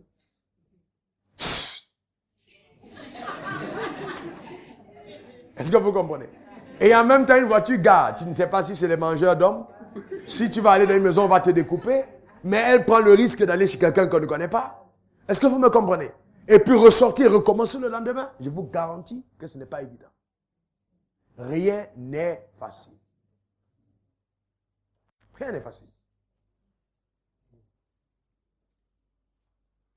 OK? Et donc, chaque fois que vous êtes engagé dans le processus de la victoire, vous allez vous rendre compte que l'obstacle, l'épreuve, la difficulté va devenir comme une drogue qui va vous donner une énergie, un stimulant, voyez, qui va vous donner une énergie pour ne pas abandonner. Ça, c'est comme ça qu'une âme conquérante agit. J'ai une belle histoire biblique que j'aime. Je raconte ça, même à ceux qui ne vont pas à l'église. C'est une belle histoire de la Bible. David et Goliath. David était un jeune gars, qui était oint par Dieu. Il était un gars qui était en brousse, il cultivait, il était juste en train de berger, en train de surveiller les brebis de son père. Et un jour, son père l'envoie remettre la nourriture à ses frères qui étaient en guerre parce que Goliath était un géant qui était en train de combattre le peuple d'Israël. David arrive, il écoute le géant en train d'insulter le peuple d'Israël. Hé, vous là! Minable de votre espèce, serviteur de Saül, si quelqu'un d'entre vous dit qu'il est un homme qui vient se battre contre moi, je vais l'écraser, je vais détruire Israël et vous allez vous soumettre à moi. Il répète des paroles et puis tout le peuple tremble. Le jeune homme David entend ces paroles. Et le roi maintenant dit à ses gars, écoutez, comme c'est un défi, s'il y a quelqu'un parmi vous qui va se battre, s'il réussit à le tuer, il va épouser ma fille, sa maison ne paiera plus jamais d'impôts, tout ça. David écoute ça et il dit, quoi? Il va épouser la fille du roi. Il ne paiera plus d'impôts. Et il dit, ton serviteur ira se battre. Quand Saül se tourne, il voit un jeune homme, il dit, oh. Mais le gars était tellement déterminé que Saül va prendre ses vêtements. Et il lui dit, bon, porte ça pour aller te... Quand il a posé un pas, il dit, je ne peux pas. Je ne suis pas habitué à ça. Ce n'est pas mon style. Je vais avoir la victoire, mais avec mon propre style. Je vais garder mon identité personnelle. Je n'ai pas envie de prendre ce qu'il y a à quelqu'un, je garde mon identité. Il remet le vêtement. Saül le regarde. Saül dit, mais c'est pas possible. De tous les combattants que vous avez, c'est celui-là que vous avez envoyé, ce minable-là. Il le regarde. Et puis David le regarde. Et il dit maintenant à Goliath, c'est Goliath qui dit ça à David, et David dit à Goliath, Goliath, ce soir même, ce soir, je trancherai ta tête. Mais il avait entre ses mains une fronde et Saint-Pierre. Quand il dit, je trancherai ta tête, tout le monde sait dans le camp d'Israël, on dit, oh, c'est fini. Là, on est mort parce qu'il parle de trancher, alors que lui-même, il n'a pas d'épée. Mais qu'est-ce que David avait fait? David connaissait son arme. Il avait une fronde. Et il savait qu'avec la fronde, on n'a pas besoin d'être à 1 mètre. On peut toucher l'adversaire, même s'il est à 100 mètres. Et Goliath était tellement immense, il mesurait près de 3 mètres 15. Un géant. Un homme de guerre. Mais David avait une petite fronde. Et David était entraîné en brousse. Il tuait les oiseaux, il tuait les lapins avec la fronde. Quand il voit David, tout le monde dit Goliath, tout le monde dit, oh non, c'est pas possible. Personne ne peut terrasser Goliath. C'est un grand soldat. Personne ne peut. David le regarde et dit non. Goliath est trop grand. Je ne peux pas le rater. Est-ce que vous me comprenez? Il est trop grand, je ne peux pas le rater. Est-ce que vous me comprenez? Pendant que tout le monde dit, il est trop grand, personne ne peut le combattre. Mais lui, avec l'âme conquérante, il dit, il est trop grand pour que je le rate. Si je prends un oiseau sur une fronde, un oiseau sur un arbre, à 200 mètres avec ma fronde et je le tue, c'est pas un gars de 3 mètres 15 que je vais rater avec la fronde. Il est trop costaud. Qu'est-ce qui se passe à l'intérieur? C'est la perception. C'était l'âme du guerrier, du conquérant, du gars qui ne recule devant rien. Et donc, à cause de ça, il dit, tu viens avec moi par tes dieux, mais moi je viens vers toi au nom de l'Éternel des armées. Et c'est ainsi qu'il ramasse Saint-Pierre. Et quand la Bible dit que quand Goliath a marché, parce qu'il était tellement lourd, costaud, qu'il a posé le pas pour marcher, le peuple d'Israël, chacun suspendait son souffle. Goliath a commencé à courir. Pourquoi il court? Parce qu'il est tellement déterminé et convaincu qu'il ne peut pas rater ce gars. Quand vous commencez une affaire, quel type de conviction vous avez à l'intérieur? Est-ce que vous écoutez simplement ce que les gens disent ou votre conviction intérieure? Il a pris la fronde. Il a tiré sur Goliath. Goliath est tombé d'un seul coup. Quand il est arrivé vers Goliath, il a récupéré l'épée de Goliath. Et il a tranché la tête de Goliath avec la propre épée de Goliath. Mais au départ, quand il a dit, je trancherai ta tête, personne n'y croyait. Il n'avait pas besoin d'épée parce que son adversaire en avait déjà une.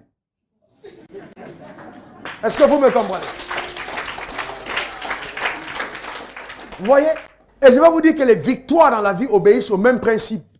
Il y a eu le courage, il y a eu la ténacité, il y a eu la foi, il y a eu l'audace, il y a eu l'action, la détermination, la persévérance. C'est les mêmes lois. Vous ne pouvez jamais voir de grandes victoires sans que les mêmes lois ne soient derrière.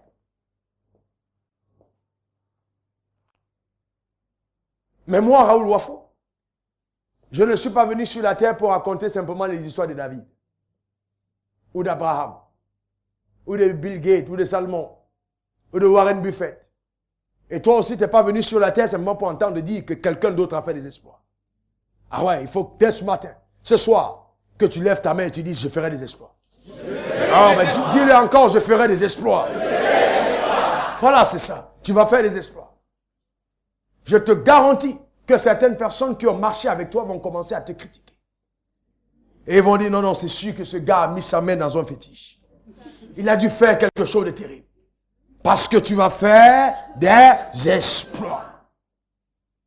Donc, il faut apprendre à puiser sur l'énergie que te transmet l'adversaire ou l'adversité.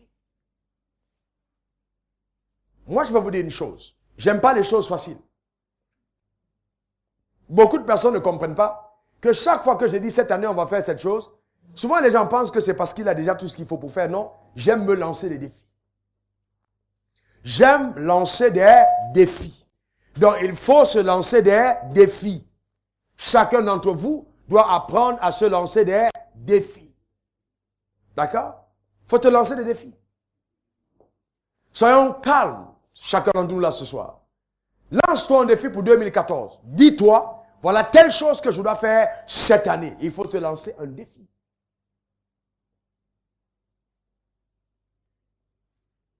Parce que si tu ne lances pas un défi, tu n'iras pas loin. D'accord? Il faut lancer des défis personnels qu'on s'engage à relever.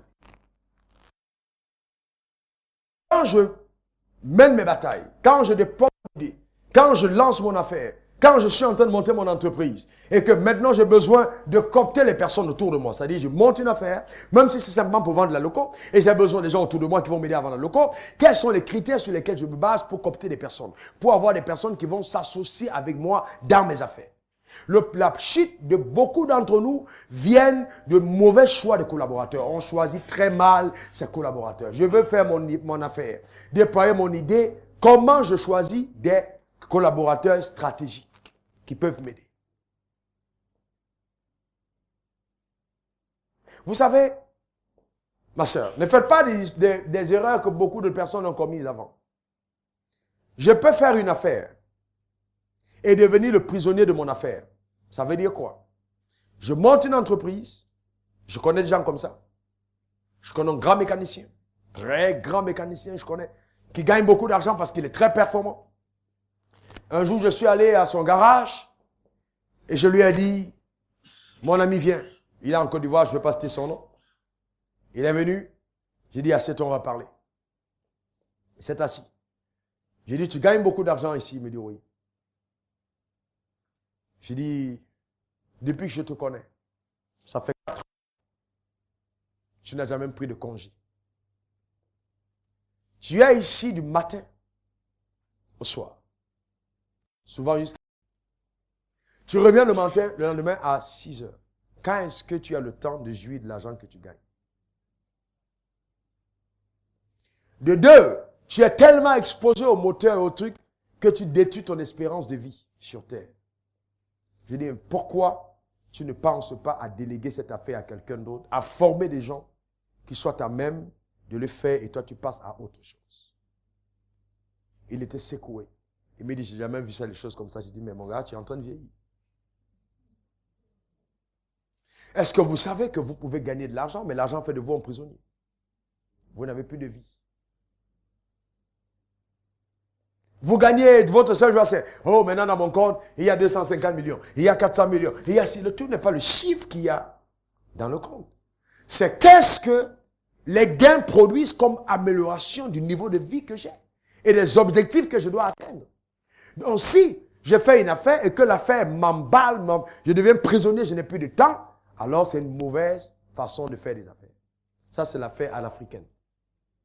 C'est pourquoi vous allez vous rendre compte que tous nos chefs d'entreprise, quand ils montent des affaires, quand ils meurent, l'affaire meurt après avec eux. Pourquoi? Parce que l'affaire est bâtie sur leur personne et non sur les principes. Si vous faites une affaire et que vous avez ouvert un magasin et que tous les jours, quand les clients viennent, oh, j'aime bien ta façon de servir, et puis toi-même, tu es en train de servir au magasin tout le temps, et quand tu n'es pas là, ils viennent, ils n'achètent pas. C'est ils achètent quand seulement tu es là, il faut faire attention. Ce n'est pas une bonne affaire. Il faut changer de stratégie. Sinon, le magasin va faire de toi une prisonnière et tu n'auras plus de vie. D'accord? Et il faut tout de suite bâtir sur des principes et permettre que, en ton absence, ton affaire continue à tourner comme si tu étais présente. Et là, tu es obligé d'utiliser la loi de la délégation. La délégation. Donc, chaque fois que vous choisissez des gens avec un objectif, il me faut déléguer, il me faut des successeurs. Parce que c'est le successeur qui démontre que tu as eu du succès. Chaque succès qui n'a pas de successeur est un échec. Il faut des successeurs. Des personnes qui peuvent continuer l'affaire quand je ne suis pas là. Le problème, le drame de notre continent, c'est que les gens ne veulent pas faire des projets pour 2000, pour 3000 ans, 3000. Non. On se dit, bon, on peut faire jusqu'en 2025. On sait que peut-être on est encore en vie. Voilà. Mais les affaires qui vont se passer après, dans tous les cas, ils vont se débrouiller. Je ne serai plus là. Non. Il faut bâtir, fonder des choses sur des principes qui vont amener l'affaire à subsister même quand tu es absent. Je vous rappelle que dans les années 1800, 1900 au début, quand les grandes nations commençaient à creuser pour mettre le métro à l'intérieur, dans des grandes villes comme les États-Unis, où vous allez à New York, vous voyez, ça a été creusé en bas, il n'y avait pas encore d'embouteillage. Il n'y avait pas d'embouteillage. Mais pourquoi est-ce que les fondateurs des nations ont pensé à mettre le métro en bas? Ils ont pensé à mettre le métro en bas simplement parce qu'ils ont anticipé, ils se sont dit d'ici 100 ans, nos villes vont être saturées. Et si nous voulons être des villes compétitives, il faut anticiper. pour trouver des moyens de transport qui nous permettent d'être de grandes villes dans 100 ans. Beaucoup d'entre eux n'ont pas vu les embouteillages, mais ont mis le métro et sont morts avant. C'est ça la grandeur. Est-ce que je parle des personnes qui ont envie d'être de grandes personnes? Oui. C'est pas, moi je parle de la grandeur, hein, vous comprenez ce que je veux dire? De grandes personnes influentes dans leur génération, capables de faire de grandes choses. C'est ça que je parle. Bon, maintenant, si votre problème c'est de bien vendre, de bien coopter les gens dans QE pour avoir un réseau plus puissant et gagner de l'argent simplement, il n'y a pas de problème. Si ce n'est que ça, après ça, vous allez le faire. Ce n'est pas un problème. Mais ce n'est pas là où je vous amène. Ça, ce n'est que le début. Ce n'est que le début. Voyez plus grand que ça. Pourquoi certaines personnes parmi vous ne penseraient pas, je reviens sur mon message, l'enseignement ne penserait pas vous-même à être des fondateurs de trucs comme QE en Afrique? Pourquoi vous ne pouvez pas être initiateur d'un réseau qui va quitter d'ici pour aller dans le monde entier? Pourquoi? Qu'est-ce qu'ils ont en Asie? Qu'est-ce qu'ils ont en Amérique que nous, on n'a pas ici? Souvent, ce sont nos propres produits qu'ils prennent et qu'ils mettent dans le réseau.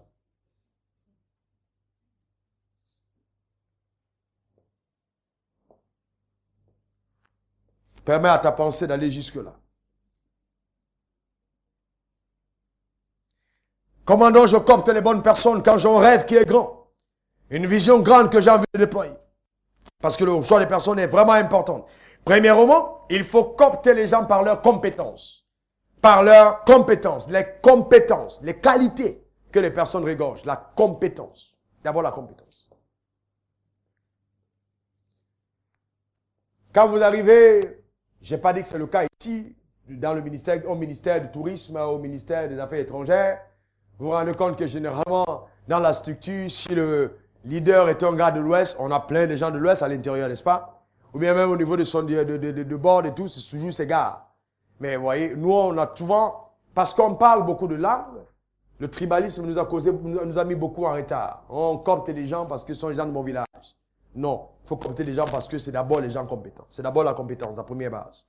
La deuxième chose, quand vous coptez les gens, assurez-vous tout de suite que vous injectez dans chacune des personnes coptées la vision que vous portez.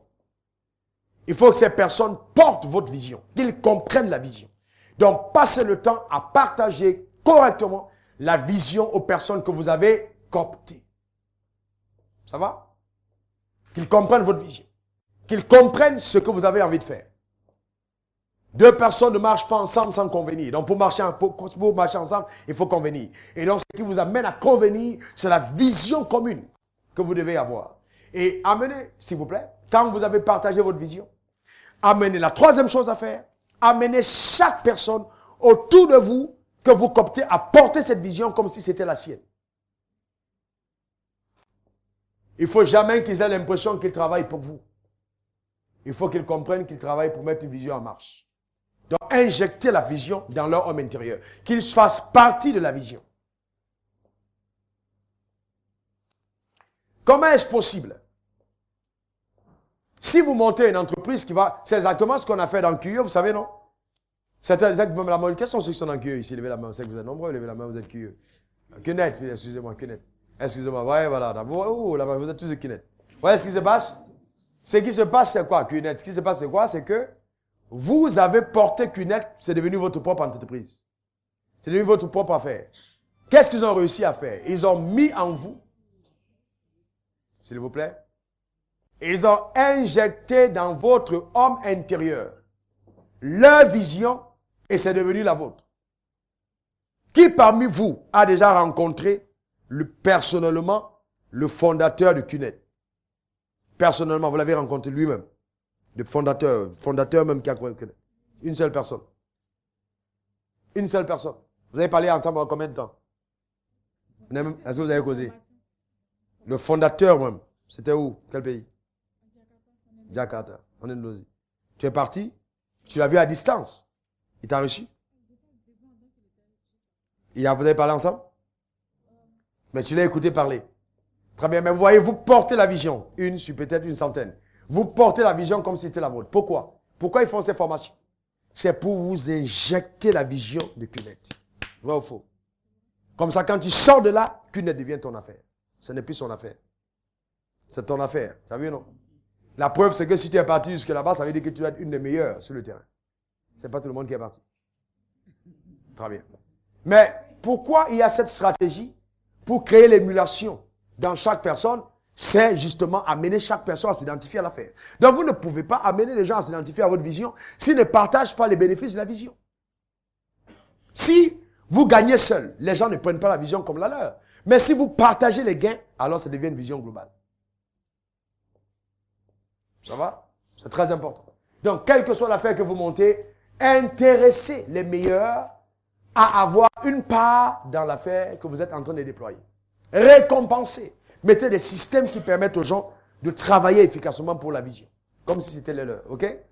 Troisième, on continue. Le quatrième point. OK?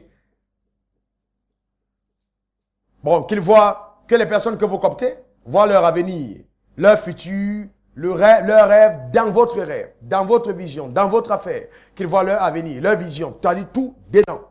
D'accord? Qu'ils le voient dedans. Donc, c'est la même chose que vous faites. Quand vous cooptez les gens, quand vous êtes dans la dynamique de la démarche pour déployer votre réseau, amenez les gens à se voir déjà en train de gagner avec vous. Et c'est très important. Ça convainc plus facilement que toute autre chose. OK? On continue.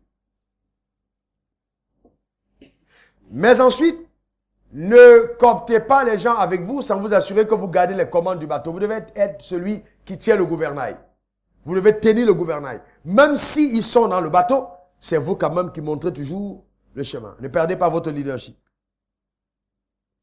Acceptez l'apport des personnes que vous cooptez. C'est-à-dire, ne soyez pas là et puis vous cooptez les gens, ils n'ont rien à dire. Acceptez qu'ils disent des choses, qu'ils apportent de nouvelles idées.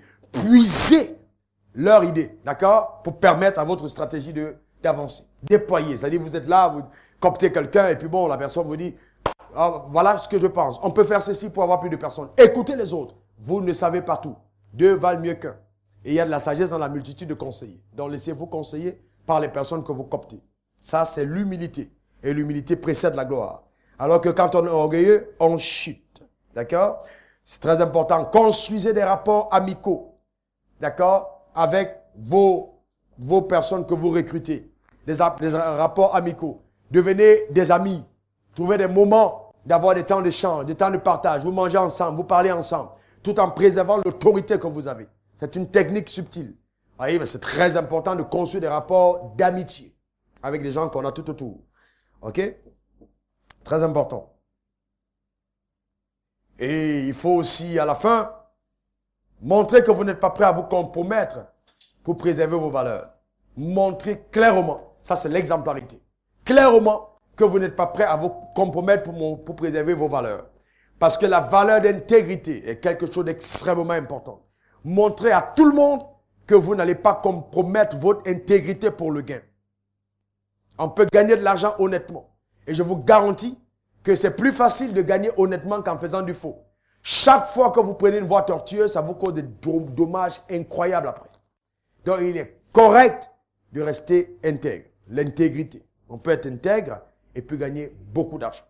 N'oubliez pas que l'argent, c'est Dieu qui le donne. Alors voici les valeurs que vous allez inculquer, 5 valeurs que vous inculquez à votre staff. 5 valeurs à inculquer à votre staff. Est-ce qu'il y a des gens ici qui se voient déjà avec un staff? Alléluia. Voilà, je voulais vous déclarer, j'ai fait exprès de dire Alléluia. C'est pour vous amener à dire Amen. Mais ça veut simplement dire ainsi soit-il. N'ayez pas peur de Amen. Hein, les musulmans disent Amina. Donc, Amen. Ça veut dire ainsi soit-il. Et les 3 valeurs, les 5 valeurs plutôt, que vous inculquez. Premièrement, la valeur de l'intégrité. La valeur de l'intégrité. Il est important que vous ameniez vos gars à travailler de façon intègre. De l'intégrité. L'intégrité attire la faveur sur notre entreprise, sur notre affaire. L'intégrité nous permet de bâtir des rapports stables et fiables avec les gens. On est intègre, on est honnête. On ne cherche pas des gains sordides. On ne cherche pas vous n'allez pas aller en Chine, acheter une marchandise à 1000 francs et revenir vendre ici à 100 000. Vous n'êtes pas intègre dans votre commerce. Il faut garder l'intégrité. C'est très important. C'est une valeur très, très importante. Ensuite, Il faut aussi encourager votre staff à l'innovation. Innovation. Innovation. Parce que quand les gens innovent, c'est la meilleure façon de maintenir les standards élevés. Donc, l'innovation vous permet de ne pas tomber dans la monotonie. Vous voyez, il faut innover. C'est très important. Donc, encourager l'innovation. Que les gens innovent dans leurs techniques et stratégies, qu'ils innovent. On va parler de ça, inculquer ces valeurs. Ça va permettre aux choses de bien se porter. Ensuite, la valeur de l'excellence. Excellence. Dis après moi, excellence. Excellence. Encore excellence. Excellence. J'espère que beaucoup d'entre vous comprendront ce que je suis en train de dire. Excellence, c'est très important. La valeur de l'excellence. OK? L'excellence, c'est ce qui te distinguera dans ton secteur et fera de toi une référence incontournable. Quand vous avez une valeur d'excellence, vous êtes constamment sollicité en premier. D'accord? C'est important d'être excellent. Même dans ce que vous faites. Quelqu'un te commande un produit. Il te dit, j'ai besoin de ce produit. Et il faut, quand tu dis, j'arrive, tel jour que tu arrives. Ça dit, c'est important de faire les choses excellemment. Même la manière de se présenter. D'accord? C'est très important. L'excellence est importante. Très importante. Donc, l'excellence conduit à l'apparence. Enseigner aux gens d'avoir une bonne apparence. L'apparence compte beaucoup dans les affaires. Avoir une bonne apparence. Parce que votre apparence peut faire venir vers vous de très bonnes opportunités. Soyez bien habillés, ok? C'est très important. Être bien habillé ne veut pas dire costume, cravate. Il y a des belles chemises Spine qui sont belles. D'accord? Donc c'est important d'être bien habillé, d'être propre, d'être présentable. Quand vous allez traiter avec des gens, donnez envie aux gens de vous rencontrer. Vous faites des affaires, donc intéressez les gens. Ne soyez pas là et vous êtes à côté de quelqu'un. On a juste envie que vous partiez tout de suite. Non. Développez votre apparence. Quand les gens arrivent, quand vous entrez quelque part et vous arrivez, les gens sont en tenue, ils sont bien habillés, vous voyez, les gens sont là, ils sont accueillants, ils sourient. Est-ce que vraiment, vous n'êtes pas à l'aise? Vous êtes content? D'accord? C'est très important. Donc, construisez ce genre de standard. Et puis après, la dernière valeur à inculquer, c'est la valeur de la passion. Il faut que les gens soient passionnés. Parce qu'on ne peut rien construire de grand sans passion. Il faut de la passion, que les gens soient passionnés dans ce qu'ils font et qu'ils montrent leur passion.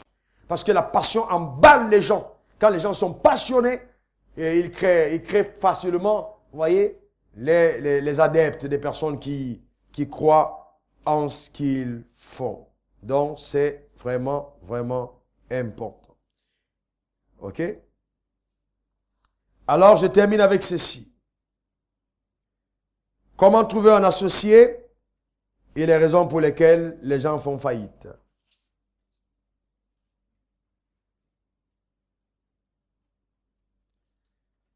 Comment trouver un associé? On va faire très court à cause du temps. Comment trouver un associé? Je sais que beaucoup de personnes rêvent d'avoir bons associés.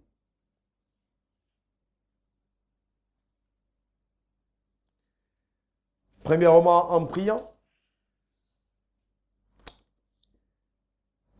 La première, pour moi, c'est d'abord prier, demander à Dieu.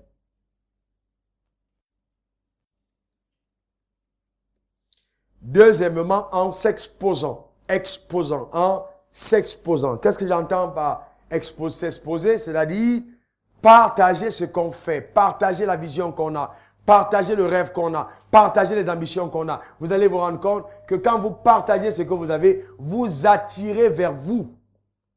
D'accord? Les personnes qui ont envie de faire la même chose. Ou alors même les personnes qui ont des moyens, mais qui ne savaient pas quoi faire. Donc quand vous partagez ce que vous avez, vous pouvez justement coopter facilement, n'est-ce pas, des partenaires. D'accord? En vous exposant. Ça, c'est les deux façons, les deux méthodes que je recommande. OK? Personnellement, je recommande. S'exposer. D'accord? En parlant. Ça peut être à votre banquier, ça peut être aux gens. Parlez seulement du rêve que vous avez sans donner toutes les clés. Vous ne pouvez pas donner votre rêve avec toutes les clés. D'accord? Donnez, mais gardez les clés pour vous. De façon que quand on a besoin de ça, qu'on vienne vers vous, et c'est vous qui détenez les clés principales. Vous devenez indispensable. À partir de ce moment, vous cooptez, n'est-ce pas? Déjà, il faut aussi comprendre ceci. Deux personnes ne marchent pas ensemble sans être d'accord. Donc, pour que j'ai un associé, il faut qu'on partage les mêmes valeurs. D'accord? C'est très important de partager les mêmes valeurs. Les mêmes valeurs avec la personne. Mais il peut aussi arriver, et moi ça m'est déjà arrivé, tout en étant un homme de Dieu, ça m'est arrivé d'avoir ce qu'on appelle des associés ponctuels à but précis. C'est-à-dire, je peux être associé ponctuellement, même à un païen, même à quelqu'un qui est féticheur, qui fait des histoires bizarres, mais pour un but précis. À un but précis. C'est une association à but précis. D'accord? Vous êtes, par exemple, il peut avoir fait venir un conteneur alors qu'un conteneur au port.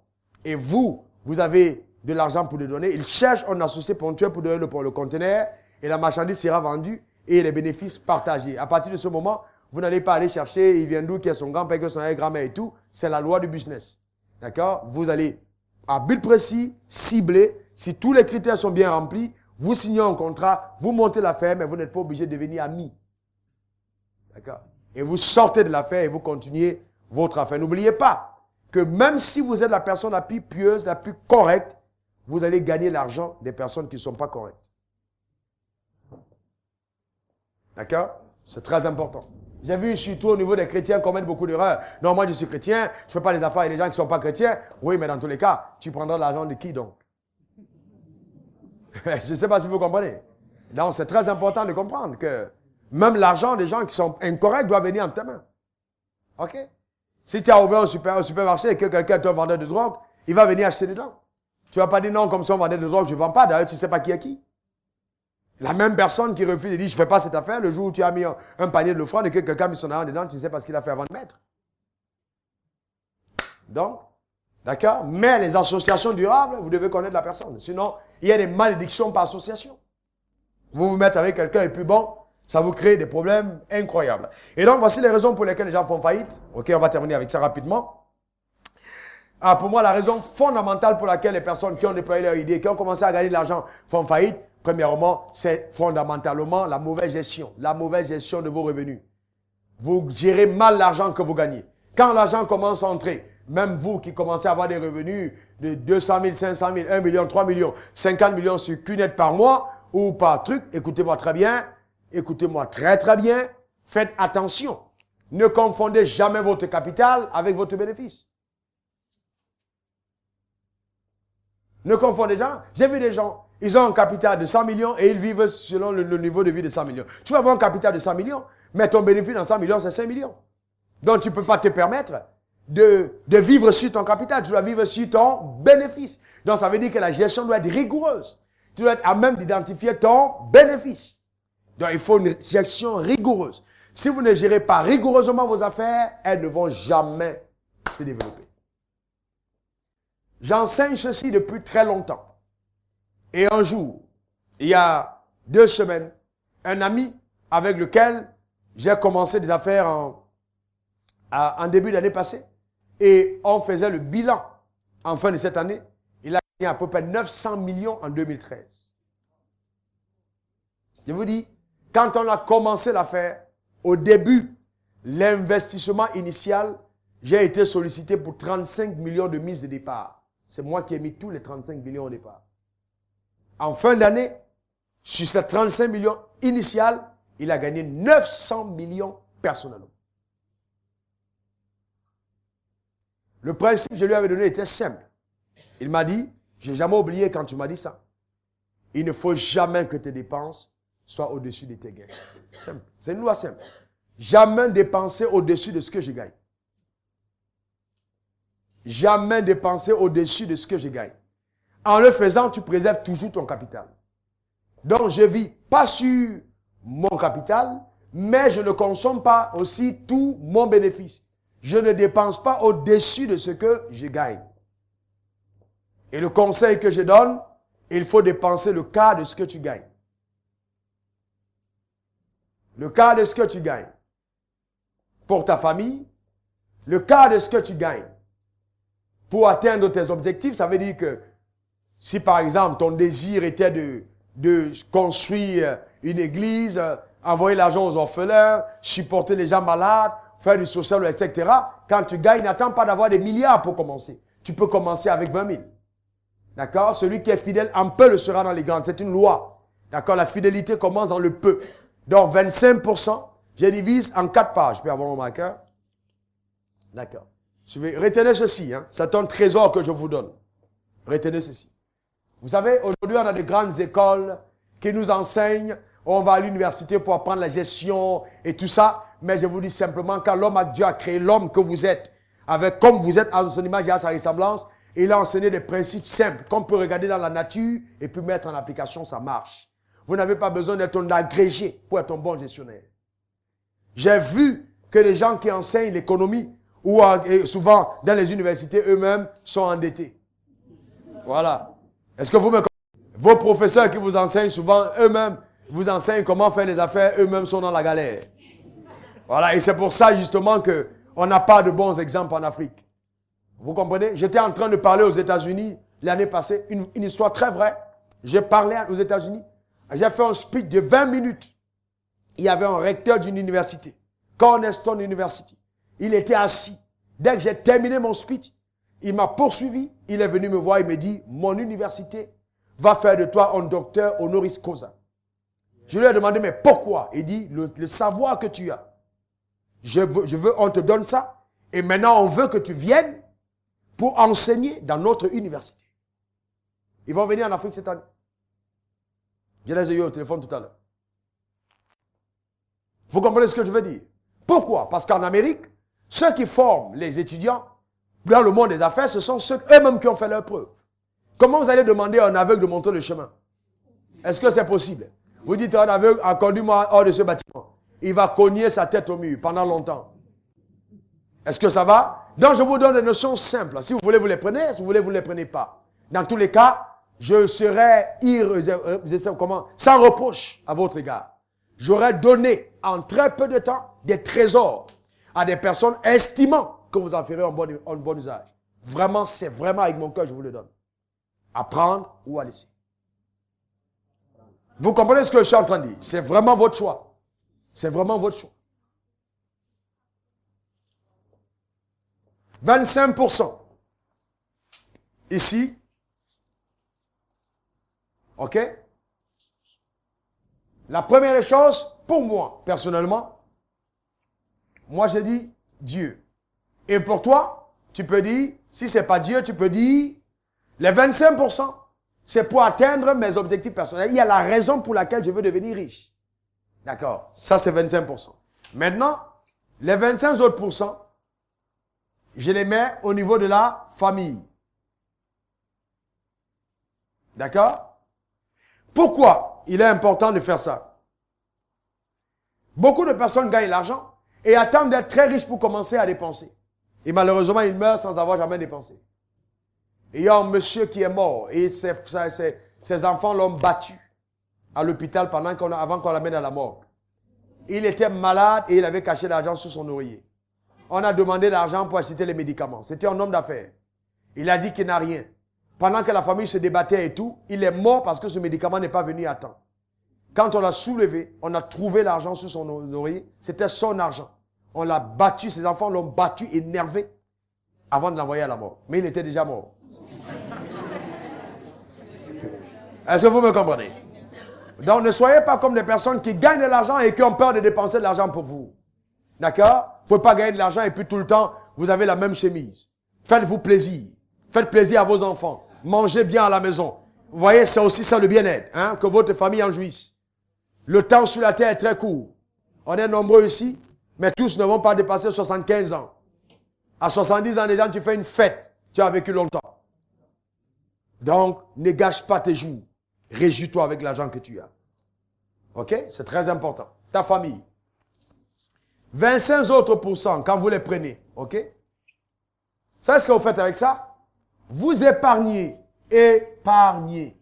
Ça veut dire que cet argent, si vous avez gagné 1 million de francs pendant un mois, vous prenez des 25 millions, de 1 million, 250 000 que vous mettez dans un compte d'épargne que vous ne touchez pas, tandis que votre activité continue de tourner. Est-ce que vous me comprenez? Vous tournez toujours, mais vous avez déjà mis 250 000 de côté qui ne vont plus aller dans l'affaire. Ça vous permet d'avoir une caisse personnelle qui va vous permettre de vous déployer dans une nouvelle activité qui viendra à vous. Pourquoi? Parce que l'argent attire l'argent. J'ai eu le temps de vous dire, je vous dis, j'ai constaté sous le soleil que chaque fois que vous avez l'argent, l'argent vient à vous. Vous n'avez plus le temps de penser. Les gens vont penser à votre place quand vous avez l'argent. Est-ce que ça va? Mais vous voyez, vous devez épargner. Quand quelqu'un va venir te voir, j'ai une affaire, on a besoin d'1 million. Tu auras déjà eu le temps d'épargner pour aller faire une autre affaire. D'accord? C'est très sage. Et maintenant, vous prenez 25% que vous réinvestissez. D'accord? Pour le réinvestissement. Que vous mettez dans la même affaire qui vous a généré l'argent pour permettre à cette affaire de grandir. Quels sont ceux parmi vous qui ont la même taille que quand ils avaient 5 ans? Il y a quelqu'un dans cette salle qui a la même taille que quand il avait 5 ans? Qui lève sa main. S'il y a quelqu'un. Il n'y a personne. D'accord? J'allais terminer en faisant une prière pour la personne et commander qu'elle grandisse. Ça va? Donc, mais pourquoi est-ce que vous avez grandi? Parce que vous avez continué de vous nourrir. N'est-ce pas? Donc, nourrissez votre affaire et permettez à votre affaire de grandir. Qu'elle se développe en réinvestissant dans l'affaire. Voilà, exactement. Vous voyez? Vous permettez à votre affaire de se redévelopper par le réinvestissement de 25% de votre capital. Donc, si vous avez eu un capital de 2 millions et que vous avez gagné, ou alors de 5 millions, vous avez gagné 1 million, vous allez prendre ici 250 000 pour remettre sur votre capital et votre capital passera de 5 millions à 5 millions 250 000. Et plus tard, vous vous retrouvez au-dessus d'un empire, stratégiquement. D'accord? Ne prenez pas tout pour remettre dans l'affaire parce que le danger, c'est que les affaires aussi peuvent avoir des tournants terribles. Si vous avez tout remis dans l'affaire, l'affaire peut passer par une crise et vous êtes en crise. Alors, mais bon, que Dieu vous garde. D'accord? Que Dieu vous garde. Et donc voilà, j'en ai terminé. Je vais prendre juste 3 questions et vous permettre. Quels sont ceux qui ont été instruits? Vous pensez que ça vous a fait du bien? Ah, ça moi-même, je sais que je vous ai donné quelque chose de costaud. Moi-même, je sais. OK? Je sais que ce que vous avez reçu vous fera du bien.